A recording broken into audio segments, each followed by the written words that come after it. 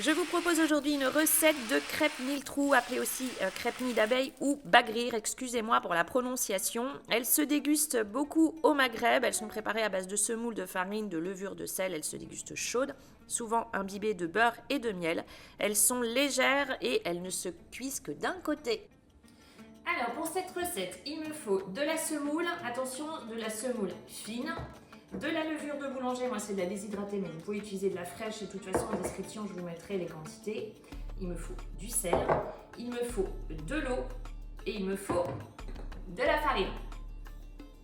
Il vous faut aussi un blender ou un mixeur, moi je le fais au Thermomix mais vous pouvez utiliser un blender classique.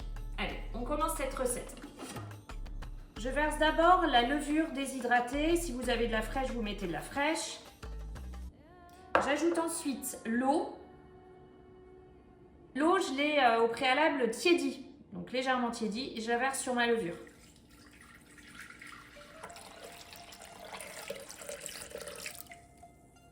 Je vais laisser pendant à peu près 10 minutes, le temps que la levure se délaye bien dans l'eau. On peut mélanger une à deux fois pendant les 10 minutes, et en attendant, je vais préparer le reste des ingrédients. Ensuite, j'ajoute la semoule, la levure chimique. C'est facultatif, mais j'ajoute du sucre. Et je termine par une petite cuillère à café de sel. Je vous montre la semoule que j'ai utilisée, donc c'est celle-ci. Et je mixe pendant 4 minutes en vitesse 6.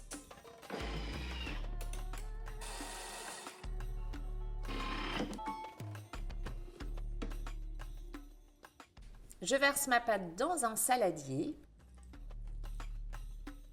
Je couvre d'un torchon propre et je réserve pendant 30 minutes. Les 30 minutes sont passées, il est maintenant temps de préparer nos crêpes mille trous.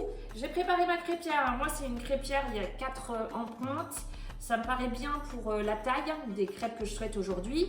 Si vous n'en avez pas d'inquiétude, vous faites dans une poêle classique. Vous pouvez même faire dans une crêpière aussi classique, une grande. Je vais graisser un petit peu, sinon ça accroche. Et j'ai également à côté préparé un torchon. Le torchon, ça va nous permettre de déposer nos crêpes quand elles seront cuites pour éviter de les superposer et qu'elles ne collent entre elles.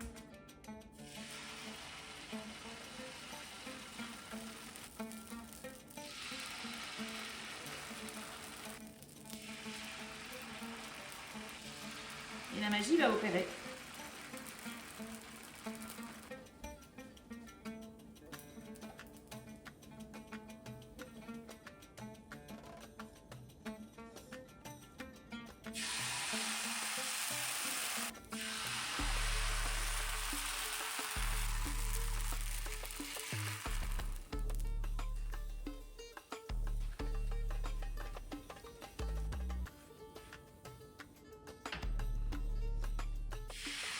Je continue la cuisson de mes crêpes mille trous jusqu'à épuisement de la pâte.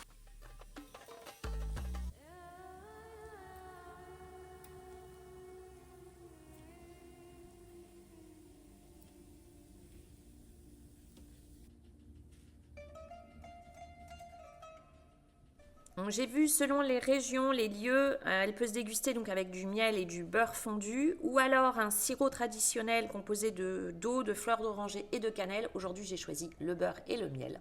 La recette est maintenant terminée, j'espère qu'elle vous a plu. Pensez à la liker si c'est le cas et à la partager. N'oubliez pas de vous abonner à la chaîne si ce n'est pas encore fait.